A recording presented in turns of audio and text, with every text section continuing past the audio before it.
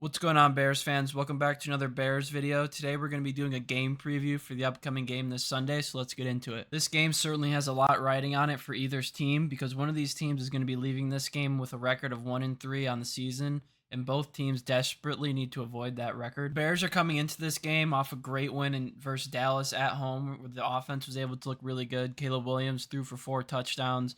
Luther Burden had a breakout game, and Colston Loveland also had a big catch. Odunze had another touchdown, so the Bears are definitely rolling in hot off the Cowboys win. But one thing that still does concern me is Russell Wilson looked great versus the Cowboys. He threw for, I think, almost 500 yards, and then he got benched the very next week. So the Cowboys are definitely no strangers to letting up big games to quarterbacks. So I think the big key here is to see this progress that Caleb Williams has been showing throughout the first 3 games continue to be a factor. So I really would hope that he can carry on and he'll have a good game versus the Raiders. That's going to be the key in this matchup. On the other hand, the Raiders are coming into this game off a loss, a pretty bad one. They lost 41-24 against the Washington Commanders, and they didn't even have Jaden Daniels. It was Marcus Mariota at quarterback. The Bears are coming into this game ranked as the 9th best scoring offense. They're averaging 25.3 points per game. And they've got definitely a lot of weapons that the Raiders are going to have to worry about, and their defense is definitely going to have their hands full with this high-powered Ben Johnson-led offense. As far as it goes for the Raiders, they have one of the worst offenses in the NFL this season. They are only scoring 17.7 points per game, which ranks 26th in the NFL. Their offensive line has been pretty much the downfall of this whole team in general. They've been letting up huge sacks and also not giving any room or any lanes to rookie running back Ashton Jeanty. So I'd hope that the Bears defense can get some pressure and put Geno under some heavy pressure throughout the game, which could lead to more turnovers, just like we saw with what happened to Dak Prescott last week. To talk a little bit more about the Raiders, their passing offense is definitely a lot better than their offense in general. The Raiders are averaging 248 yards per game, which is 6th in the NFL right now, but they're also ranked 30th in rushing offense with only 72 yards a game.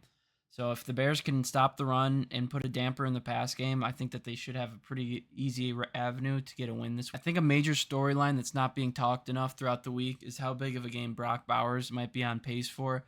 Brock Bowers is probably the best receiving tight end in the NFL right now, and the Bears just let up 13 receptions, 82 yards to Jake Ferguson and the Cowboys last week.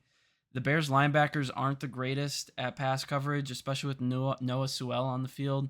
So I'd look for Brock Bowers to probably have a pretty dang good game, and he's probably going to tear up this Bears defense. Now, going over to the Bears game plan, they're going to definitely need to game plan against Maxx Crosby. Ben Johnson actually opened his press conference raving about Maxx Crosby and how he thinks he's a top 5 defensive player in the NFL right now.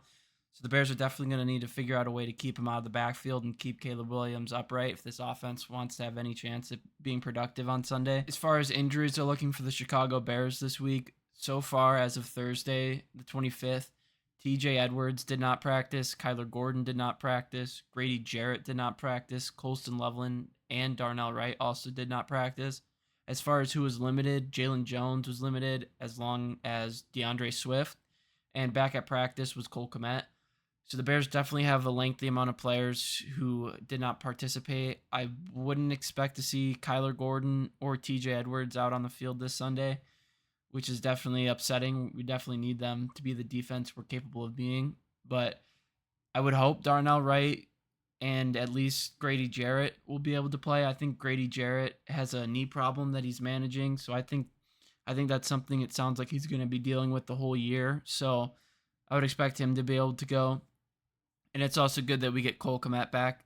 And then as far as Jalen Jones goes, he had some playtime with the Bears throughout the last couple of years. And so I'd wonder if he's healthy, if he'll be a starter out on the field, or if they're going to stick with Nashawn Wright on the outside. So I'd be interested to see how that stacks up if he's able to go on Sunday.